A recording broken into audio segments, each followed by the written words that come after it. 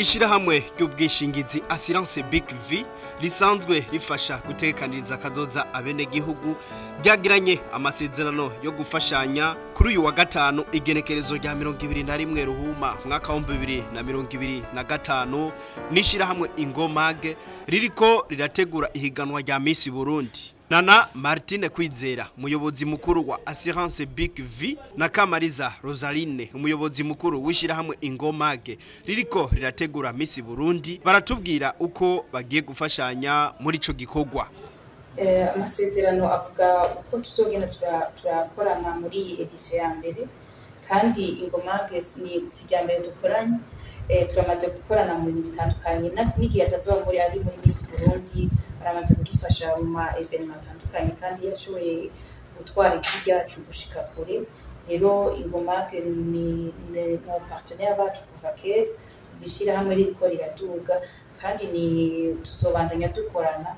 Mubona yuko burya tudashikirikiranye turi abakenyezi tubiheranga tubera karorero utwara Ingomage n'umukenyezi, utwara Big V n'umukenyezi, tudashikiraniye na twebwe nk'ababa bari muri management ejo abandi bazoronka abababera karorero. Rero tuzoshikirana muri ibi bya Miss Burundi, twebwe ahanini tuzotanga no support publicitaire, tuzokwerekana les produits dufise, hama natwe mu byo badusaba Ingomage tubitunganye kugira ngo tubandanye imigenderanire.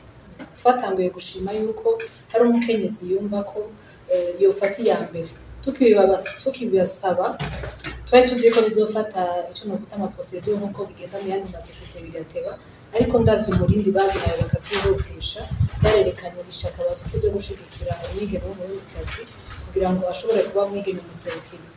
Rero twavyakiriye neza cyane, ndiko ndayumviriza navyo turahiriwe kuko wa mwigeme w'umurundikazi tuko dushaka yuko aba imboneza, tuko dushaka yuko aserukira Burundi mu makungu, kandi akaba afise n'umugambi ashaka gutunganya, azowutunganya yongere yibuke yuko afise n'ejo azoza abicishije mu kuziganya. Ni kuvuga ngo intambamizi arisanzwe zigize ubuzima bwa misi yose ku bantu batazi bya assurance zica zivaho kuko bavuze ibijanye na assurance ya education. Ni kuvuga ngo aziganije kare azoba ateguye kazoza k'abana biwe, ashoboye kwitunganya neza akagira pension complémentaire, nazopfa yaragiye mu buzima bw'akazi bujanye na projet ngo hama ngo ageze muri pension aburanirwe, azoba yaziganije kare agira ubuzima bwiza mu kubaho kwiwe. Agize irya assurance décès n'ibisigaye na assurance décès, ni kuvuga ngo byose ariko arabitunganya ku buryo by'ukuri ubuzima bwe bazavuga ngo haraciye umuntu.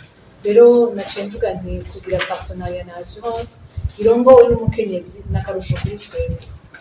Twaravuze Miss Burundi yuko twashatse guhindura ingene imeze mu myaka tugiye kwitunganya, ko turabakenyezi n'ishirahamwe ry'abakenyezi rifise ubwo ruhara rwo gutunganya iyo competition, kandi turazi neza intambamyi duhora tugira nk'abakenyezi mu kubaho kwacu.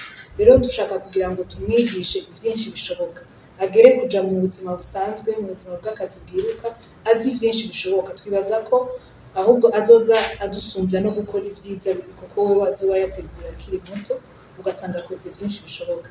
Rero numva umenga nakaryo keza, nibaza ngo bazoduha n'umuntu aze kubisigura kuko twava tubisigura kutari kugira ngo batahure by'ukuri ko biri mu bintu nkenerwa mu buzima bw'umukenyezi kugira ashobore gushika kure yashoboka.